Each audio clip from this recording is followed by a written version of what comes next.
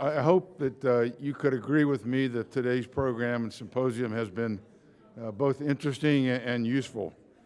When you're able to bring together the right mix of speakers and panelists and couple them with an energetic and informed audience, it's not hard to get a successful conclusion to your day.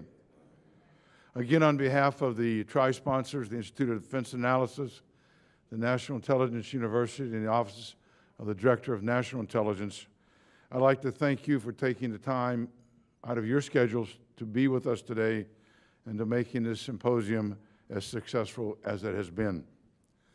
Before I turn the podium over to our closing speaker, I'd like to acknowledge the work that the staffs of IDA, NIU, and ODNI has done to make this a success.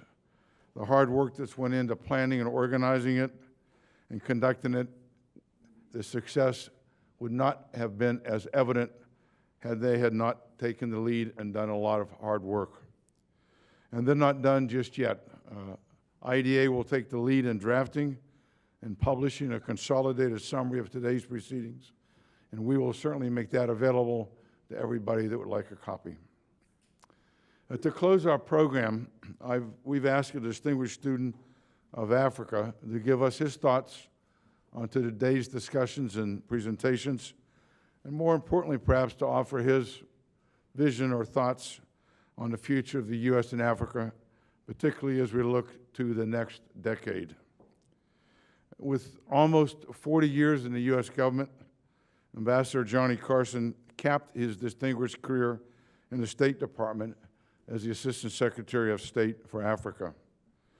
That was preceded by service as the Chief of Mission in Kenya, Zimbabwe, and Uganda, plus tours or assignments in Botswana, Mozambique, Nigeria, as well as a tour as a Peace Corps volunteer in Tanzania.